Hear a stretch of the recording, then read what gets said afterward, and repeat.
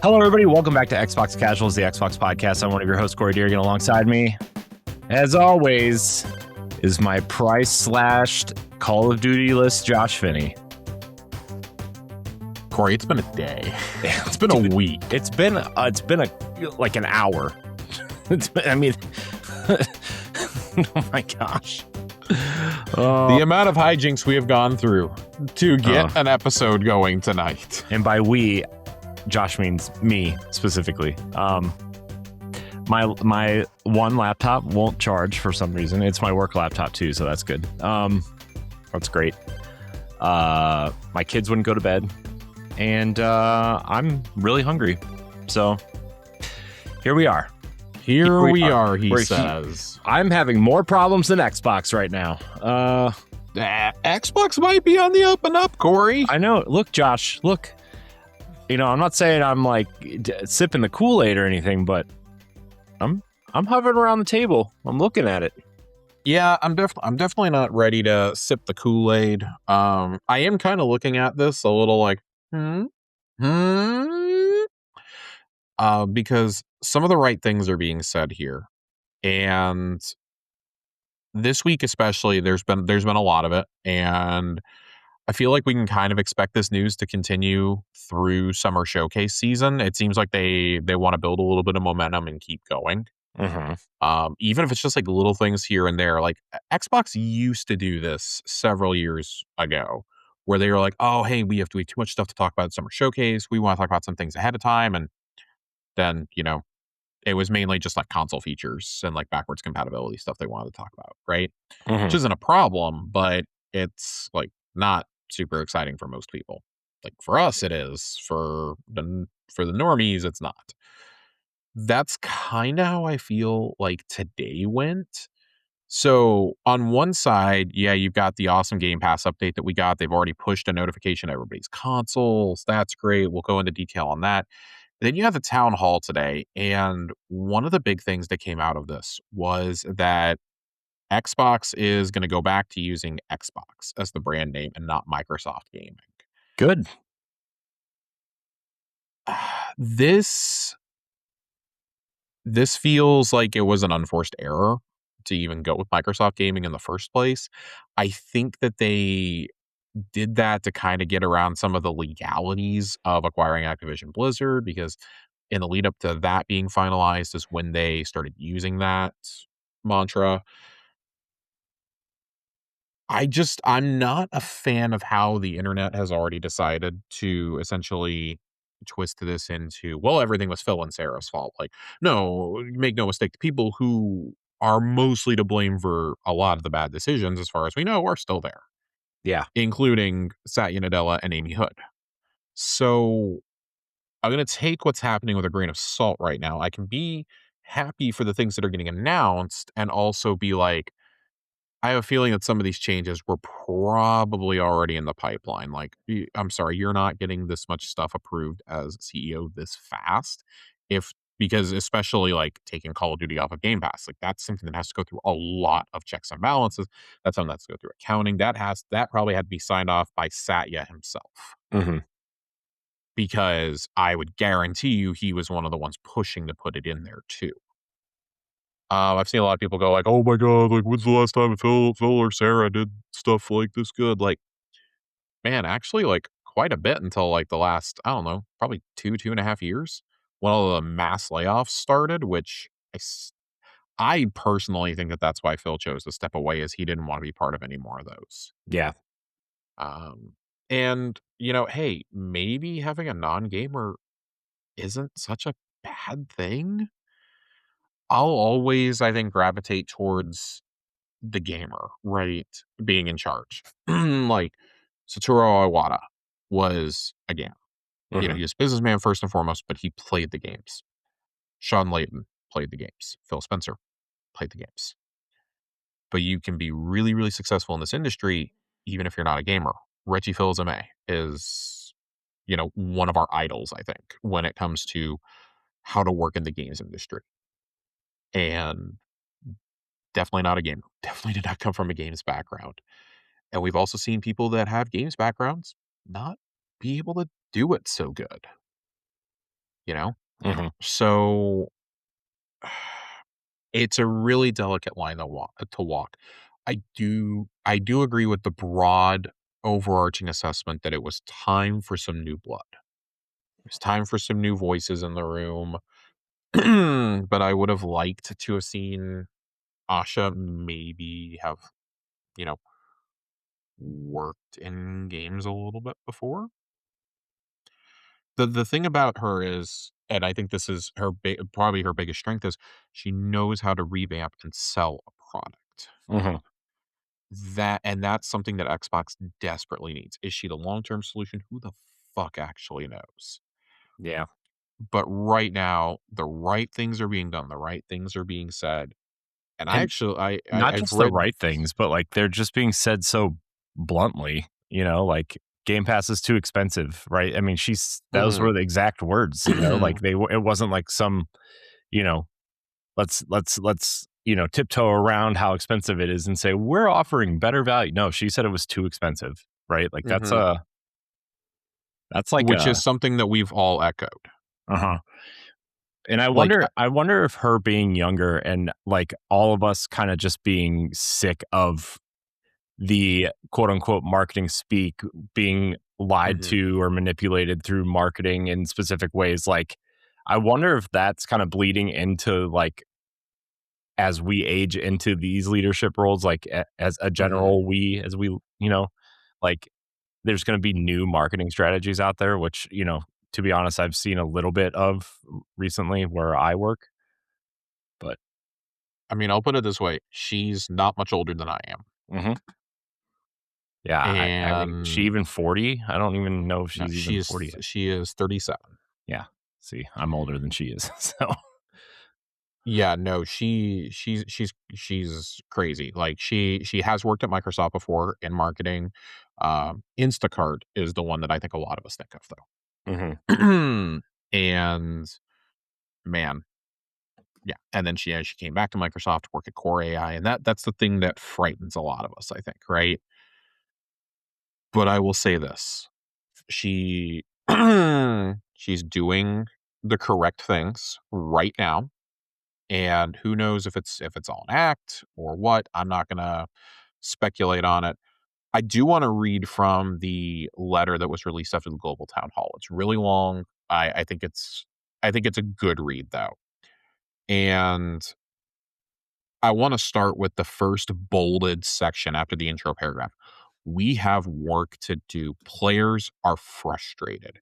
New feature drops on console have been less frequent. Presence on PC isn't strong enough. Pricing is getting harder for people to keep up with. And core experiences like search, discovery, social, and personalization still feel too fragmented. Developers and publishers are asking for more too, better tools, better insights, and a platform to help them grow. I yeah, I absolutely cannot disagree with that. But, like, what is Xbox becoming in the next era? Xbox will be where the world plays and creates. We will build a global platform that connects players and creators everywhere. Consoles at the foundation, delivering a premium experience, yada, yada, yada, yada. Xbox will be built to be affordable, personal, and open. How how affordable do we think that Helix is actually gonna be? I mean, I bet it There's no way that console launches for less than, like, 700 USD, right? I mean, I could see the absolute cheapest it could be is 600 in my opinion. Yeah, And they're not, I mean, that's wishful thinking in my opinion, but yeah. I'm thinking based off of some of the stuff that I've heard about the PlayStation 6. I'm sure a lot of that technology is being used in Xbox just because they're using the AMD technology. Mhm. Um, I'm sure component prices will fall within the next year because the AI bubble is going to burst at some point. God, I Um, hope so. so I would like to say 600, but I'm Yeah. probably going to say about 700. Yeah, it just it so I don't know how affordable that ultimately ends up being, right? Mhm.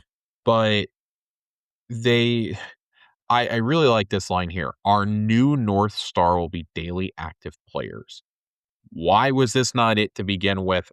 I will never know. I still maintain they were under a mandate, and probably still are to some degree, to monetize the ever-loving fuck out of the games they can. That's one thing we've always said Xbox has done right, is social, yeah, social, like, gaming, not social media, and multiplayer. That's always the thing. Like, when I think of my favorite multiplayer experiences as a kid, it's Halo LAN parties and Smash Brothers Melee. Hmm. And, you know, we all got together and played Halo, and then, Xbox Live comes and Halo 2 comes out and Halo 3, and like the hype for those games was just so unreal, right? Like, I would love to see a return to that. Hmm. But they said they're going to execute through 4 priorities: hardware, content, experiences, and services. So, hardware, stabilize Gen 9 as a healthy and high quality base, deliver Helix to lead in performance and play your console and PC games, lead in comfortable, personal, high performance accessories, and build a strong ecosystem that expands choice and reach. To me, that screams we're going to have a cheaper offering similar to the Series S. We're going to have a premium offering, and I think they're going to double down on handheld. I wouldn't be shocked if other companies got to make their own machines too. Yeah, I wonder because of the PC nature of it, Mhm. I wonder if like, I yeah. Yeah, I mean, it seems very much like there's going to be like quote unquote third party Xboxes essentially, but Yeah. Microsoft's Xbox will be like the essentially probably the premium. You know what this gets around actually? This probably gets around to them R&Ding like a Series S quote unquote version of Helix. Mhm. Um, because other companies can maybe make cheaper boxes that still play the games, right? Mhm. And And we then already know Steam machines are coming at some point. yeah, I mean, it's kind of like you look at some of these other, like laptops and stuff. Like you can go get, an HP laptop for like $250. Is it good? No, but it's serviceable for 90% of the people that need a laptop. But if you want a really nice one, you can go get a Surface, right? Like the Surface desktops or laptops or whatever, which are kind of like higher end premium looking products, right? And I imagine that's what Xbox is going to lean into. Hmm. Especially because isn't Surface like helping design this next box, like the Surface team? Yes. Yeah. Um, Moving into content. This is, I think this is the most interesting part of these 4 pillars here. Content. Grow and extend an enduring portfolio of franchises players love, evolve our third-party partnerships, and strengthen our 5-year slate. Expand into China, emerging markets, and mobile-first audiences. Maintain and grow in live games and long-term stewardship. Elevate creator-centric platforms like Minecraft, Elder Scrolls, and Sea of Thieves. I find this one really interesting because that's something that people have screamed about for years, is that Xbox doesn't have enough quality exclusives. Xbox doesn't have enough reasons to keep coming back. And one of the things that was coming out of all this today, I don't think it's addressed here in the letter, but it was coming out. Tom Warren was reporting it over at The Verge, is that they're having talks internally about, you know, how much third party are we really going to do? The problem is the genie's out of the bottle and it's really hard to put it back in. But do you maybe extend the window of keeping things exclusive on Xbox for a while? Like, the problem is it's really hard to argue with the money that something like Forza or Sea of Thieves brings in. Hmm. It's really, really hard for them to argue with that, I think.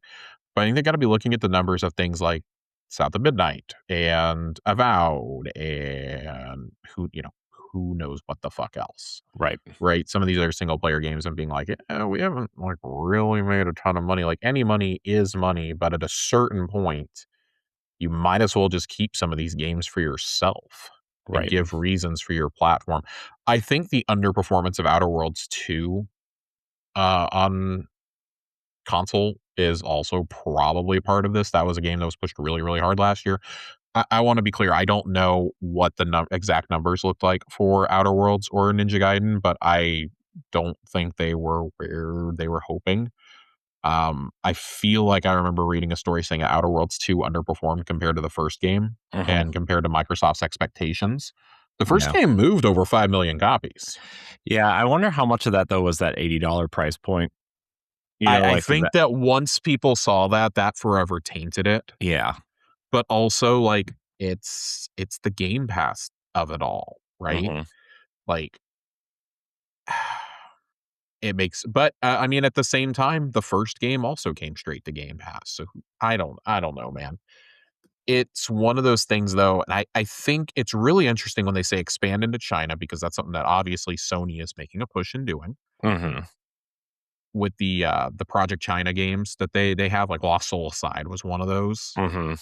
Um, Yeah. Obviously, they have they have, I was gonna say alliances. They have partnerships with companies like Shift Up and Team Ninja. They had Rise of the Ronin. They had Stellar Blade. Those are like those are cool. That's from a studio. Stellar Blade is from a studio that previously had only done mobile games.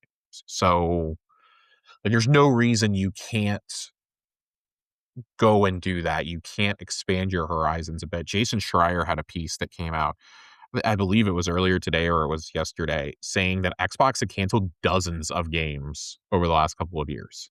Mhm. Dozens. Yep. We know about a handful of those. Yep. Now I wonder, like, were those games that were in full production? Were those games that were in incubation or maybe getting the prototyping stage? Like, how far along in development were they? We know about some of these that were just money sinks, like Perfect Dark, like that canceled cyberpunk-esque game from uh, ZeniMax Online. And it's a bummer to see things like that because it's like, yeah, those games would have had an audience, but at a certain point, you can't just keep dumping money into them.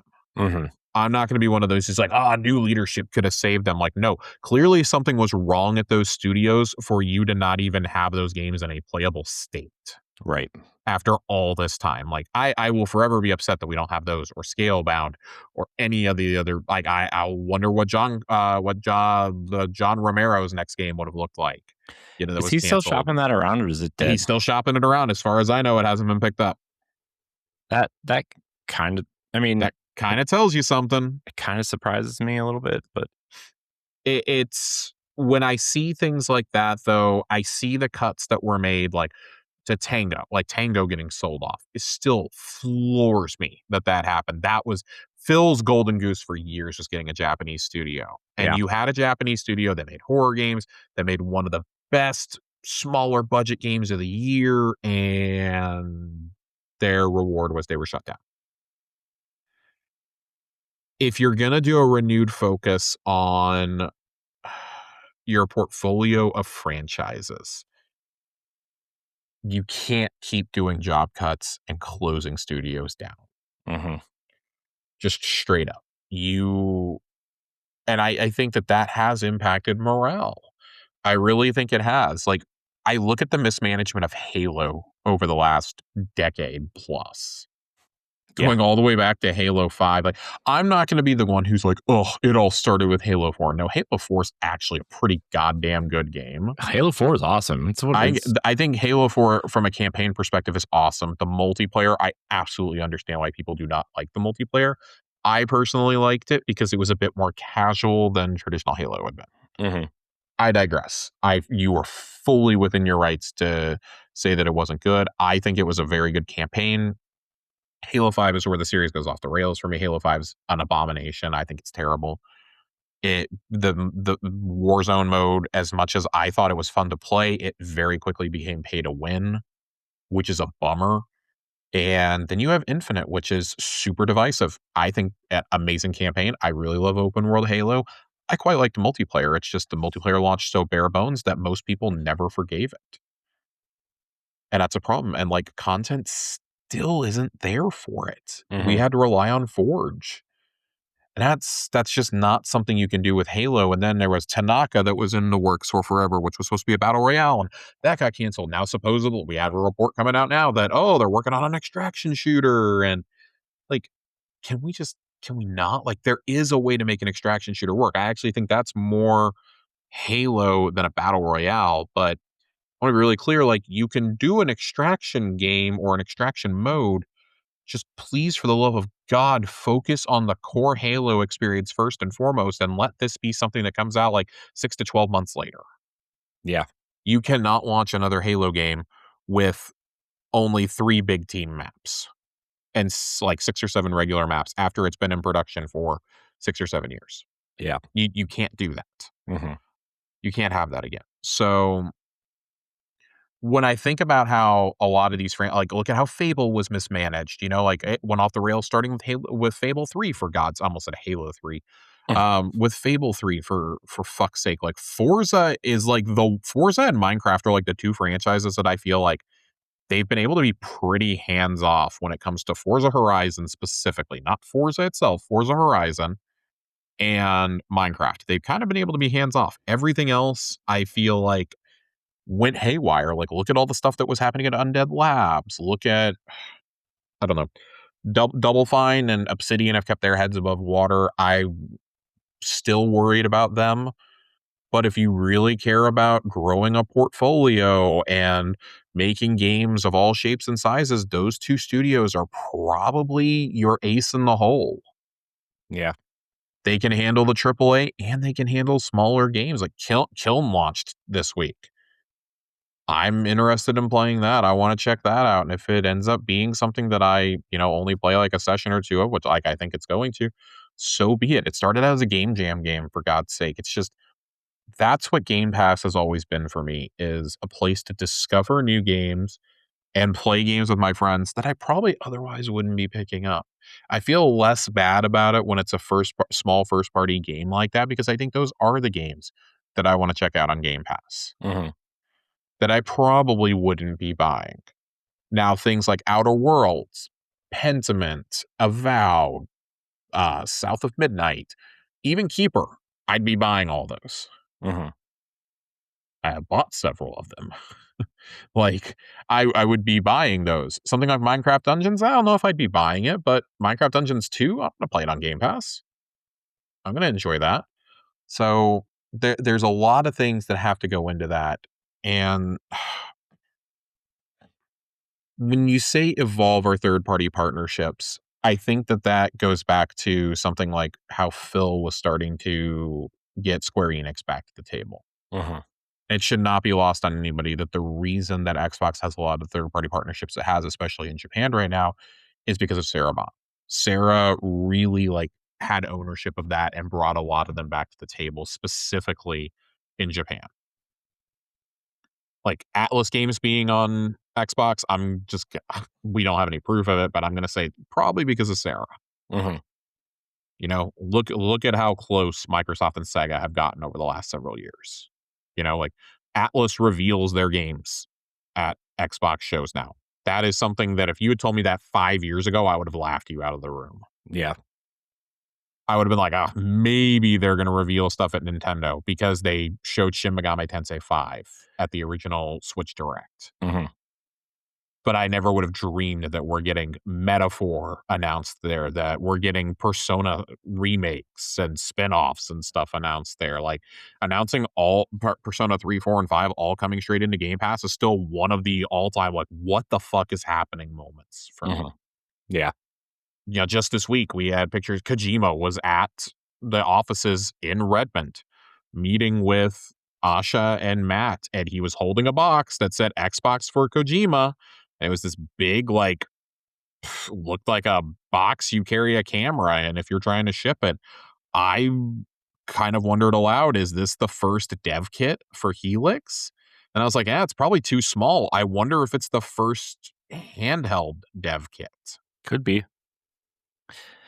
I mean, but the Universal Windows platform, like the dev kits, though, there's the dev kit works for multiple machines, I believe, right? The current one, at least. I do not know, because I think from what I've heard is that it like you toggle the, like, essentially the, at least for PC and Xbox, you like this, we're developing this for the, we need to optimize this for the Xbox version. So they, like, for lack of better terms, flip a switch and, like, start working on the Xbox version through the dev kit, or like, now we need to optimize for the Series S version, and like it like emulates the specs for the Series S version essentially to try to Mhm. optimize it. But maybe I'm wrong with that. I don't know. I'm not a developer, but that's just what I've kind of seen through the grapevine. Yeah. File Yeah, save as Series S, right? That's it. Dot. yeah. I don't know, but Kojima holding that box and like zooming in and seeing that was interesting to me. Yeah, it was I think definitely. that's just fascinating because I don't know if we ever knew that Kojima. I believe that the other visits with Kojima was Phil and Sarah going to Japan to meet with him, not him coming to the States. Mhm.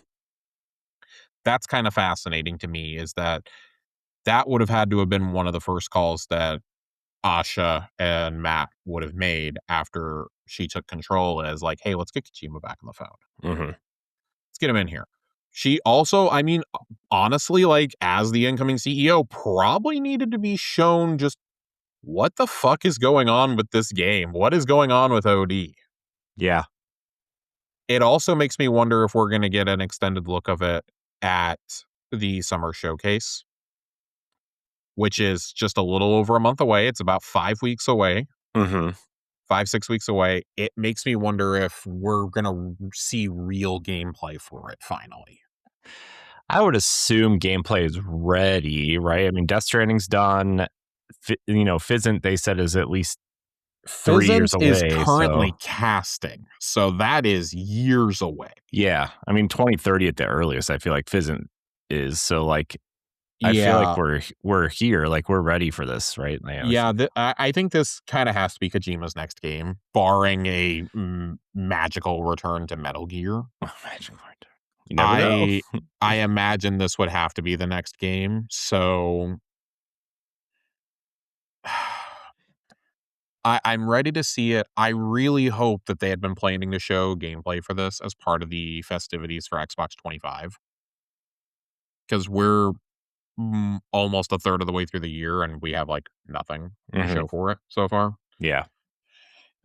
Sorry, but launching Towerborn and out of early access and launching Kiln are not exactly my ideas of celebrating the 25th anniversary of Xbox. So also getting a new CEO. I'm interested to see where they go, but that's kind of the end of the letter here. I want to wrap up with, they have 10 bullet points here. I want to read this last chunk here. We are a high agency culture where wild and wonderful ideas thrive. Our job is not to smooth over our differences, but to connect everyone into something greater than any one studio or product. We have to be honest about where we are. We're a challenger, and meeting this moment will require pace, energy, and a level of self critique that should feel uncomfortable. At our best, we earn every player, protect our art, stay rebellious, progress over perfection, signal over ceremony, core before more, outwork the problem, speed is learning, makers over managers, and clarity is kindness. Over the last 5 years, Xbox and the industry have been through an unimaginable amount of change, and its team has continued to deliver through it for our community. Thank you for staying focused on what matters. 62 days in, we're proud of how we've honored our commitments of great games, return of Xbox, and future of play. We're here to do the most creative and courageous work of our lives, and that's what we'll do together. With gratitude, Matt and Asha. I It's corporate speak. This was the internal letter that was sent out. They posted it on Xbox Wire. I I love want to I love corporate letters. I hate corporate letters so much. I mean, that's what I I mean, do but want to focus on bullet point number 3 says stay rebellious. That reminds me of like the old Bungie mantra of quote unquote world domination. mhm.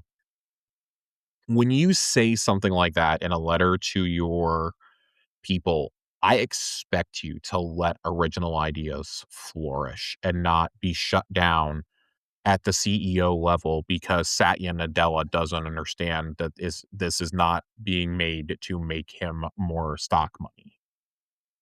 This is being made to further art and to be experimental, which you have to be willing to do. Once upon a time, all of the big three were willing to do this.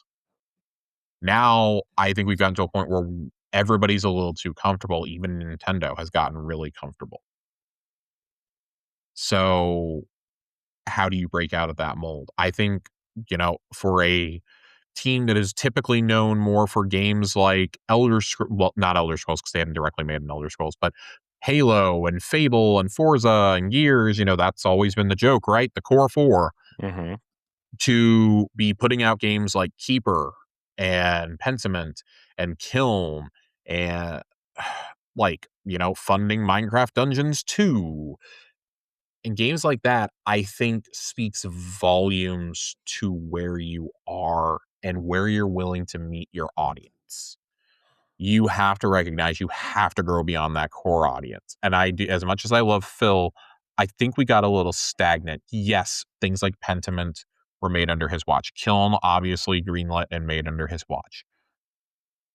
That's great. You have to continue that, and you have to find a way to take that to the next level. Yep. If you're going to come in and be the CEO. Yep. You have to.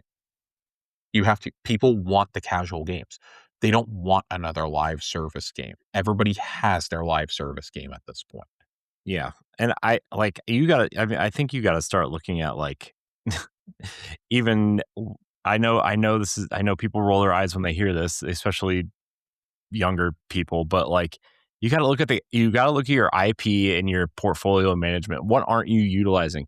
Why isn't there a Viva Pinata Animal Crossing game? Why isn't there 3 Banjo games and Conquer games? You know what I mean? Sony can pump out Ratchet and Clank games, 2 every generation, and Sackboy. Why can't you give me a Banjo and a Conquer and a Spyro and a Crash, right? Dude, you're gonna tell me in today's day and age, with the popularity of things like Rick and Morty, the success that games like High on Life have had, you're gonna tell me that you can't find a team, even externally, that wants to work on a new Conker's Bad Fur Day game? Right. You're really dead ass. You're going to look me in the eyes and tell me that you can't find. You're going to tell me you couldn't go to Squanch Games and be like, "Hey, you want to make this?" That's what I'm saying. We've had a great partnership with High on Life 1 and 2 coming to Game Pass, being revealed at our events, et cetera, et cetera. They promoted those games like they're their own fucking games. Mm-hmm. You're going to tell me you can't get them to work on it? I understand if Double Fine doesn't want to do it, right?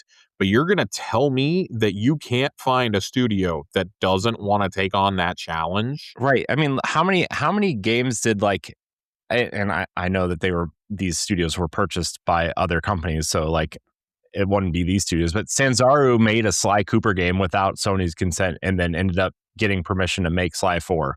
Or how many platformers has Sumo Digital made, right? You're telling me one of them can't make a decent Banjo game or something? You know what I mean? And here's the thing, dude, not even that. Toys for Bob is literally in your back pocket. I know. Which has been our gripe this whole time, that somehow they're not making Banjo, they're making Spyro instead, which, whatever. But the people want Banjo. You're going to tell me you couldn't, in today's day and age of collaborations, you couldn't come to an agreement with Nintendo to let them make Banjo, and you get to slap your name on it and just split the profits with them? Right. That's where it's going to sell anyways, is on the Switch. You're going to tell me Nintendo would not say no to that? Nintendo would probably say no to Conker's Bad Fur Day. Let's be honest. Give it to Retro. I mean, they've been doing 2D and 3D platformers in between Metroid, right? Didn't Retro literally just do, didn't they do Donkey Kong Tropical Freeze? They did both of them. They did the two 2D ones. Yeah. Yeah. I don't know what we're doing here. And it's really frustrating to realize you're sitting on a gold mine of games you could be working on. Mm-hmm. Quake is another one that comes to mind for me. StarCraft is there. We keep hearing the rumors about StarCraft 3 and about, there's an FPS in the works, like Jez Corden was just talking about the other day. It's going to be more like the cinematics for StarCraft 2 than Overwatch. No offense, but how many more FPS games do we need? From Microsoft. From Microsoft in particular, we don't. It's like asking how many more medieval RPGs do I need them to make? Yeah, that's what I'm saying. I understand that's your bread and butter essentially, but Maybe you should I focus I on want to be fixing the ones that clear, you like, have before you start making new yeah, ones. can we please get Halo and Gears return to their glory days? Yeah. I Please, like, it was so nice to see Machine Games do Indiana Jones. Don't get me wrong, I still really want Wolfenstein 3, and I think that there's very few games that could be as timely in today's day and age as Wolfenstein. But, like, those are also different, like, Wolfenstein and Doom are games that come out, you play the campaign, and then you're done until the DLCs come. right. I mean, those are It's perfect okay Game Pass games. it's okay to have an ending, and you wanna know something? Doom still sold. Even though it was on Game Pass, it still sold. Were the sales as good as Eternals as Doom Eternal? No, but neither were the scores. Yeah. And it's like, it's fine like that. It's fine. Like, it's all good. Just do shit like that. Mhm. I you gotta free up these studios somehow. Like, I want to see new ideas. Like Starfield was not the greatest game of all time. But you wanna know something? I mean, don't get me wrong, I would have rather had Elder Scrolls 6, but I'm also happy that they tried something new. I just wish it didn't mean that Elder Scrolls 6 is gonna come out when I'm, like, in my 40s, when the original game came out when I was 21. So, like, that's one of the core issues. You know, you have to get back to these franchises. I would love to see Double Fine be given money and resources to make their quirky little games they wanna make, like Keeper, which is a phenomenal game, by the way, to make things like Kill, to maybe make, I don't know, a Costume Quest 3. I'm just throwing it out there. Free idea, Asha. But also to make Psychonauts 3, to maybe be able to remake Brutal Legend because you got the licensing back. Mhm. Like, there are things to be done here. There are things you are sitting on that you have the ability to do, and I just really wish you would just take the fucking layup. Take the fucking layup. I would love to see it. I wanna see the coalition branch out and make things that aren't just Gears. I wanna see, I mean, Halo Studios, it's a bit hard when your name is literally Halo Studios. I would love to see them be able to branch out and work on something new. Like, it's okay. Like, save turn 10 while you're at it. If you really want to do something good, save turn 10. Yeah.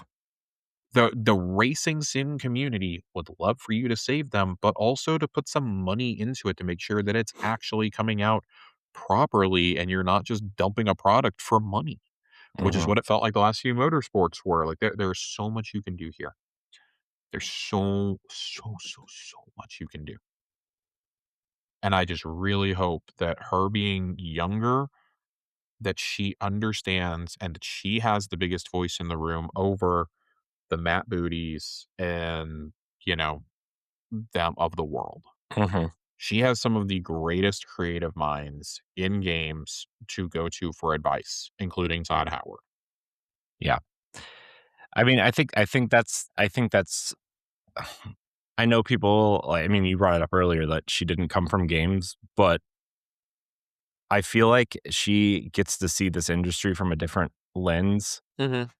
from a different perspective. She's not a CEO from a different company. I mean, she is, but I mean, like, she's not like a, she didn't come from like PlayStation, or Valve. She came from, her big kind of claim to fame is Instacart, like growing platforms, and like, uh one of the top things that you mentioned earlier was daily active users.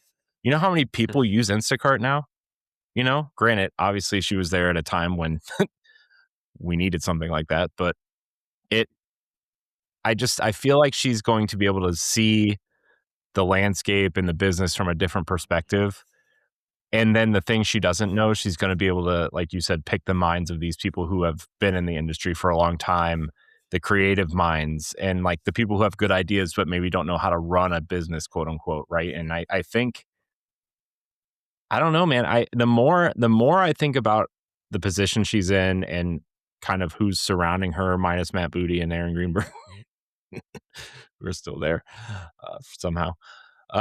Like, I I really do think that there are a lot of interesting ways she could run this business, and I'm like I said, I'm eyeing the Kool-Aid table, man. I'm not sipping it yet again, but like I'm looking at it. I'm looking at it, and I'm optimistic in a way that I haven't felt in a little while. Let's talk about part of why I'm optimistic, starting with these Game Pass changes, Corey. Oh boy, Game So Pass. about six and a half months ago, we had a generational meltdown on this show over Game Pass prices increasing to $30 a month because of the inclusion of Fortnite Crew. Canceled it. I mean, I have core. Like I only have core until a game comes out that I want to play. Gonna be honest, I did not cancel, and it's solely because I was already paying for Fortnite Crew. So for me, there was no change in price, but they are effective immediately, dropping the price from $30 a month to $23 a month.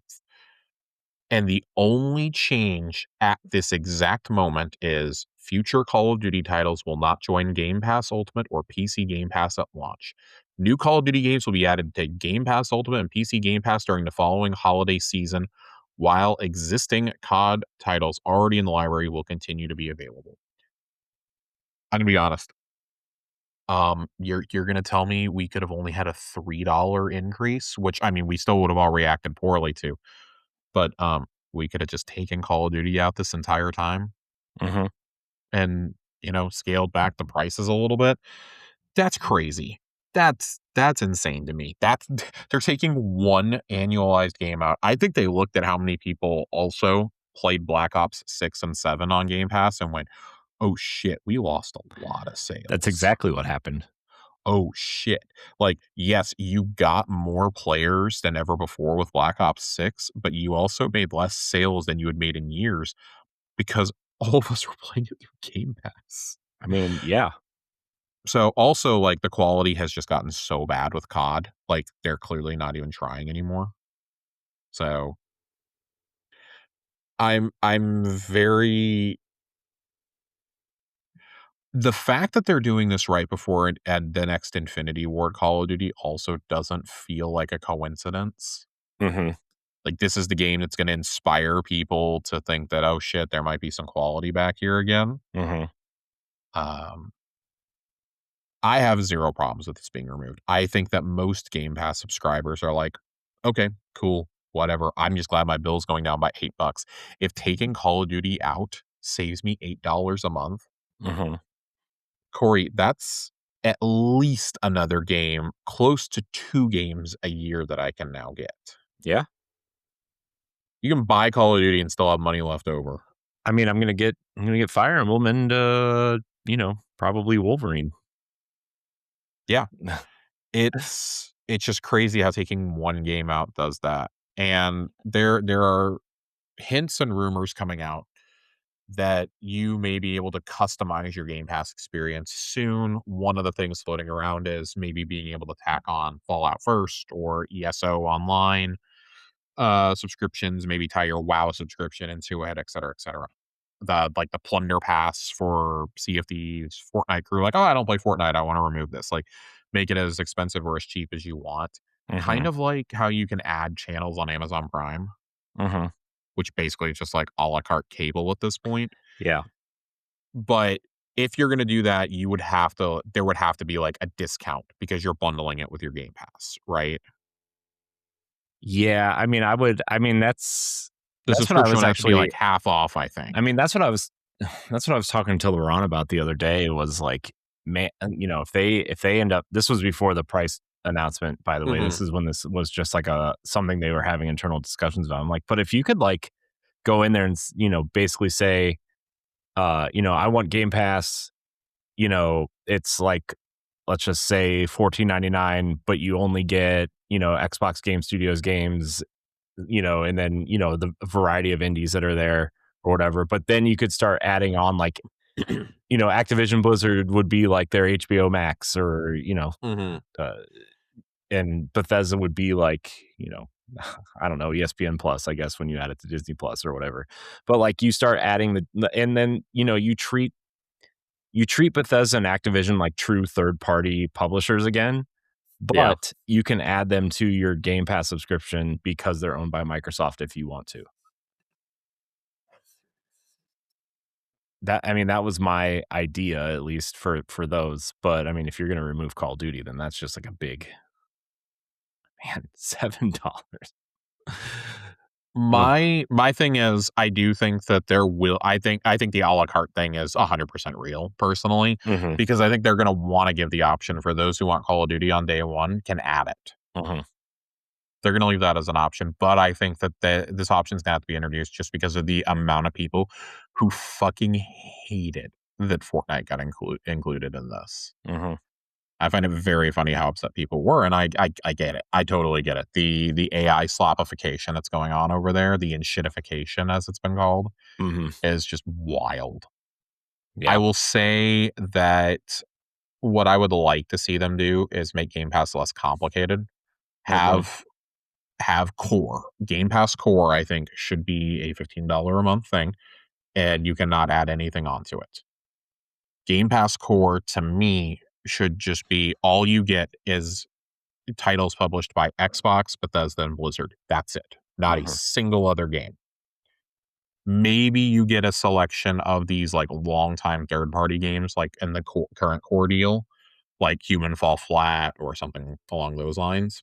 Games with microtransactions too. Like, Yeah. I know you're gonna roll your eyes when I say this, but like Disney Dreamlight Valley is in Game Pass core now. I mean, it is what it is. And like there are like there's paid expansions, there's microtransactions, there's all kinds of stuff that could keep them making money. And I feel like game is free. I feel like base games like that'll be included, just like Fortnite technically has been a part of Game Pass for several years, and it's solely so you can play it through the Xbox app on TVs and tablets. Mm-hmm.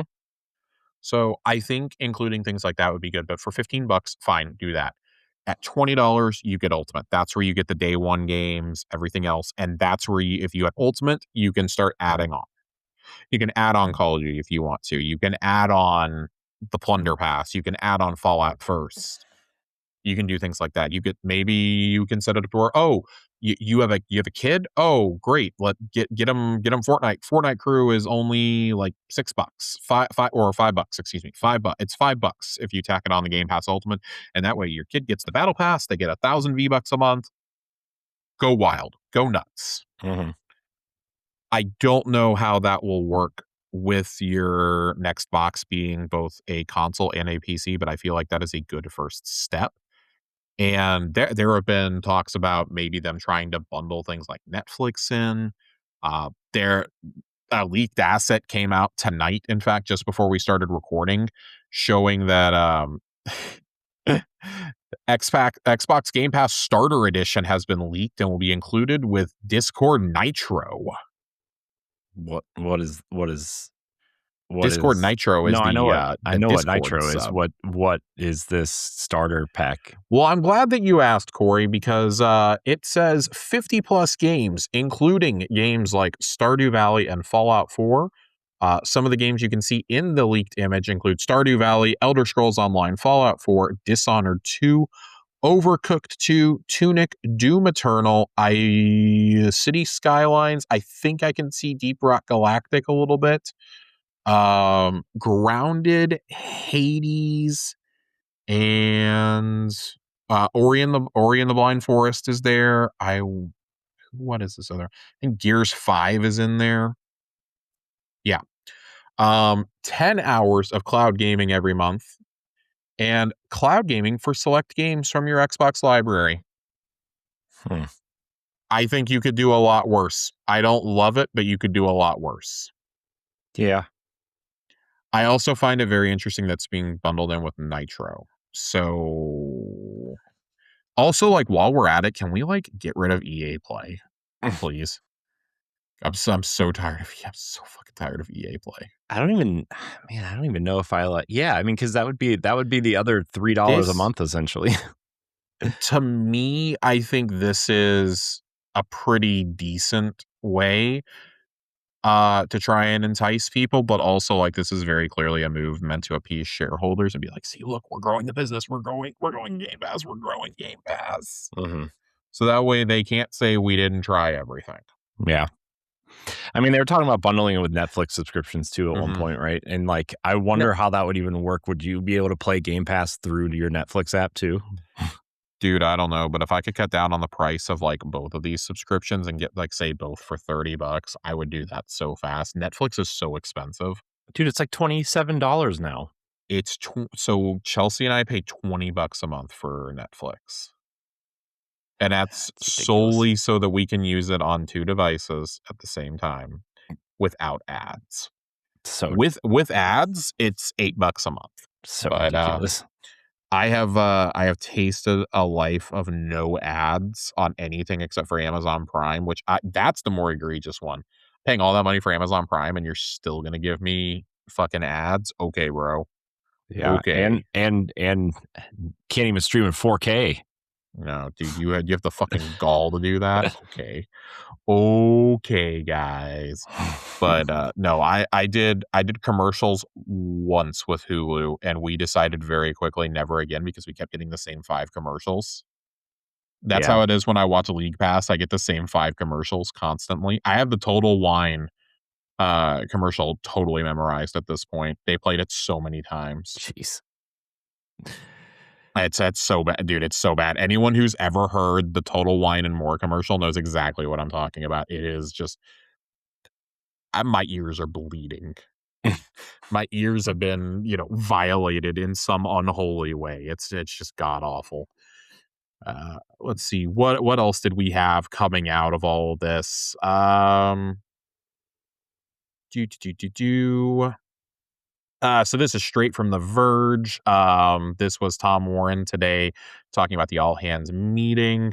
Um, CEO Asha Sharma held an all hands meeting and laid out her strategy for a return of Xbox with employees. Rebranding Microsoft Gaming back to Xbox is part of the agenda. She also revealed that Xbox is looking into reevaluating Xbox exclusive games and windowed release of titles. Along the way, we will reevaluate our approach to exclusivity, windowing, and AI and share more as we learn and decide, says Sharma and Matt Booty in a joint memo to employees today. There's no firm commitment because it will be difficult to reverse a decision to port games to PlayStation and Switch, largely because of the revenue like titles like Forza Horizon 5 have brought in. Microsoft could consider keeping its own first-party games exclusive to Xbox and PC for a set period of time, though. Horizon 6 could be a good test of this approach, given it debuts on Xbox and PC first and PS5 later. So, again, I I just wonder think why it's they're doing that again. Like I don't know. I wonder why they're doing that specifically. Like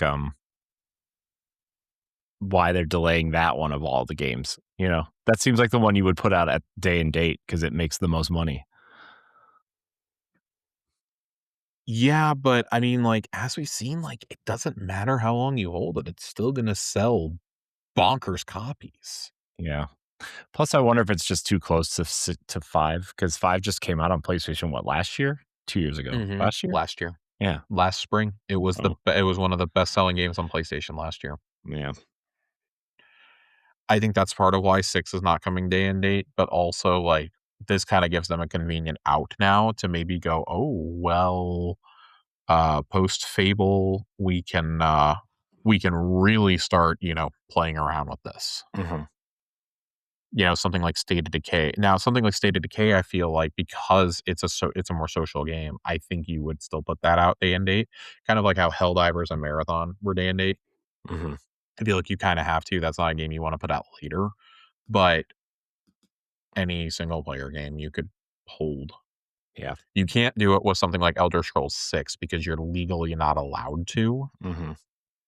but it would certainly be interesting to watch all this happen. Also, like, very quietly this week, Diablo 4's last expansion came out. Yeah. That was kind of like random. I forgot it was coming out in April. For some reason, I thought it was coming out this summer. Nope, it came out or it's coming out this weekend. It's gotten good reviews. I'm excited to maybe check it out. I'll probably won't check it out till it's on sale, but definitely interested. Yeah. Seems like a weird, like, I don't know. It just feels weird a little bit to just kind of like come out of nowhere. But mean, I guess so. Well, Corey, do we have anything else? I think we've exhausted everything for the town hall today and the other good Xbox news of the week. Yeah, no, I mean, I think just to kind of put a bow on it, I think the way she's kind of handling her role right now is very aggressive and very Mm-hmm. let's do this because what we're doing isn't working and we'll deal with whatever, the consequences later sort of thing, which I think is good with the position that Xbox is in right now, right? Like Mm-hmm. our backs are up against the wall. Let's, our claws are out. Let's Yeah, it's kind of cool to see somebody with a bit of a fight. Not that Phil didn't really have one, but Phil, no offense to Phil, Phil was much more kumbaya, hmm which is fine. Like, Phil did what he had to keep the brand to survive. hmm And I will never be convinced that he willingly went and got Activision Blizzard. I think he was fine with drawing the line at Bethesda yeah. But Bethesda because also made that sense. was a once in a lifetime opportunity that made a lot of sense given the shared history there. Yeah. Not to mention that the old owner of Bethesda, Robert, what's his name? Oh, I'm completely blanking out. Wanted specifically wanted to sell to Xbox. Yeah. That said a lot to me. Yeah. So, yeah, I mean, I hope that she's, I hope I'm rooting for her. Like, I'm rooting for her too. because like, I mean, we both on this, I mean, we wouldn't be doing this show 2 years in if we didn't love Xbox, right? But like, Mm-hmm.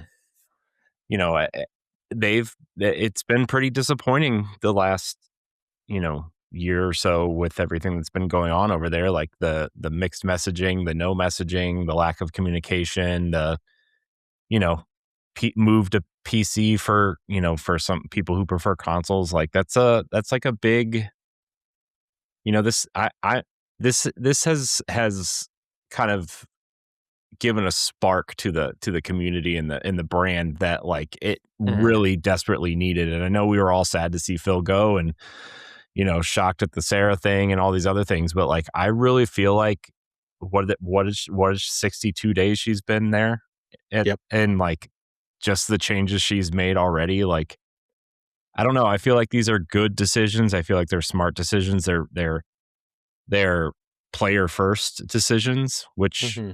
I think are all good things. The most consequential one is removing Game Pass, removing COD from Game Pass. That's probably the number one thing that she like.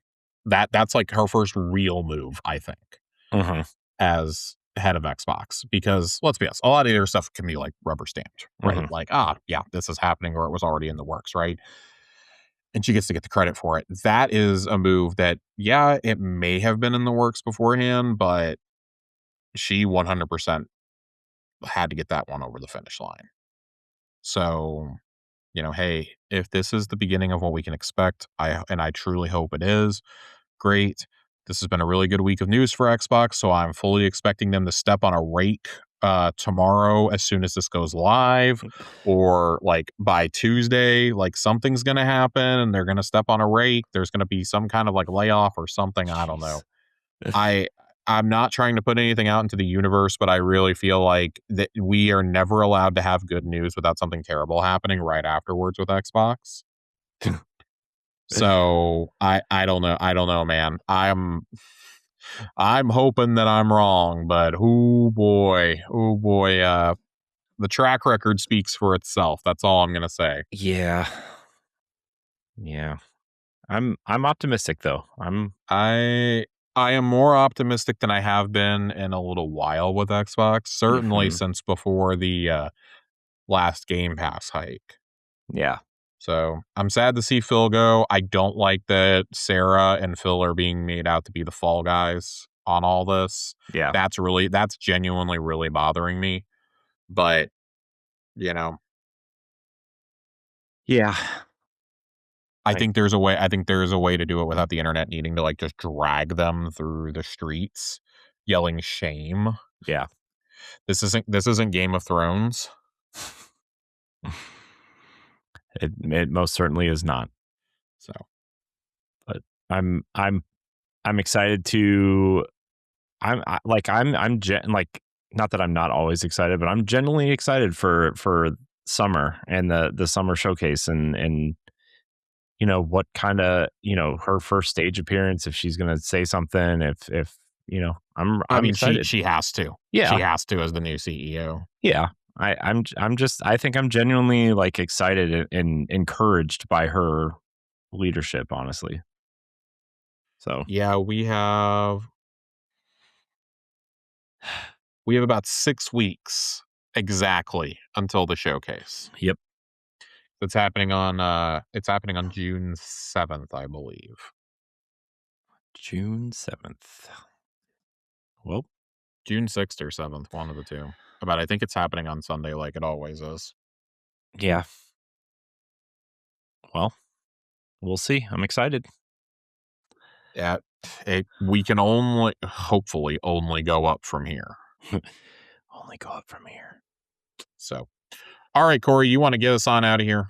I suppose we should probably get out of here. I want to thank everybody out there for watching and or listening to this episode of Xbox Casuals. You can catch us every other Friday most of the time. Josh and I are busy, so there might be a missed episode here or there, but I meant to ask, what do you think about this Forza controller? Did you see that? It's fine. It looks kind of wild. It's fine. I think my girlfriend is about the only person on planet Earth who seems to like it. Yeah. That's because she likes bright, happy, colorful things. Yeah, it kind of reminds me of the Forza 5 one they did, right? The kind of like pastel blasted one. Yeah, I thought that one looked better than this. Personally, this is what you came up with for Japan. Hey, for a Japan Forza game, this is what we did. Okay, sure. Also, the showcase is for sure on Sunday, July 7th at noon Central. Great. Followed by a 30-minute Gears E-Day Direct. Ooh. Which really like that's the game that they're going with the Direct for and not Call of Duty. Mm-hmm. Really, really happy. Oh, you mean like a real first party game? Yes. Not one that we're gonna show movement tech of for 10 minutes and then let NBA players in the G League play it first. So yeah, we'll see what surprises are in store as we get closer. So that we will, because looking at it, there is nothing on the horizon with Destiny. I hate to tell all of y'all this, but there ain't jack shit, and I'm kind of exhausted. Did you see the rumor or that was floating around that more people are working on Marathon now than Destiny? That doesn't surprise me. That was floating around yesterday. Yeah, that's kind of gross. Trying to think here. Boom. Yeah, we're coming up pretty quickly on. We might just have a couple more shows before the showcase. Yeah. In general, because this next Thursday I'm out of town for a wedding, and then in a few weeks, the show right before the showcase. Funny enough, I will be MIA. Oh, because it will be my birthday. Ooh, and I'm birthday not stream. Podcasting on my birthday. Birthday stream for Josh. Nope. Nope. I have a 4-day weekend planned, and very much am going to enjoy doing absolutely nothing. And by absolutely nothing, I mean watching the games showcase on the 7th and reacting to it, as well as watching Summer Game Fest and reacting to it on the 5th. Now, I don't have to watch it at my desk. I have a 4-day weekend. Nice. All right, let's get out of here. Let's go. All right. Thank you so much, everybody, for watching and listening. And until next time, we love you. Goodbye.